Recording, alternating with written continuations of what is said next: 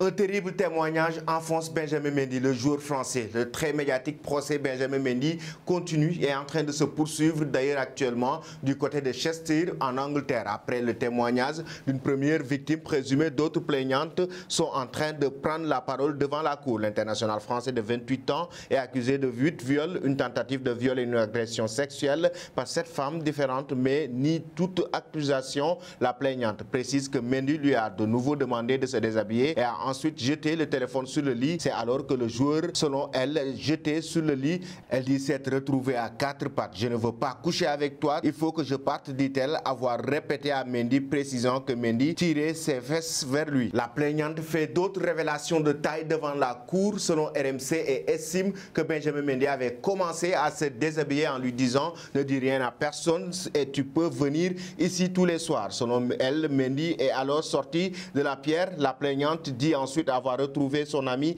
en lui demandant à partir. La victime présumée ajoute qu'après l'agression, Benjamin Mendy se serait rendu dans sa cuisine et aurait demandé au chef de lui faire à manger. Relancée par l'interrogatrice, la plaignante confie avoir senti que ça n'allait pas tout de suite après l'agression présumée, précisant qu'elle ne se sentait pas bien concernant ce qui s'est passé. Ça me rend dingue de savoir combien de fois j'ai dit non, ajoute-t-elle à l'enquêtrice, et je n'ai pas juste dit non, dit non, j'ai dit je ne veux pas coucher avec toi. C'était très clair et ça n'a pas été entendu. Cela n'aurait pas pu être mal interprété. Et toujours concernant ces révélations de taille devant la cour, la plaignante avance et affirme que Benjamin Mendy lui a envoyé un message sur Snapchat pour parler avec elle, une série de points d'interrogation. Elle dit s'être demandé comment il avait fait puisqu'elle ne l'avait pas ajouté. Elle pense que Benjamin Mendy l'a ajouté au moment où il lui a pris son téléphone à la soirée. La plaignante dit aussi avoir reçu un autre message Snapchat d'un homme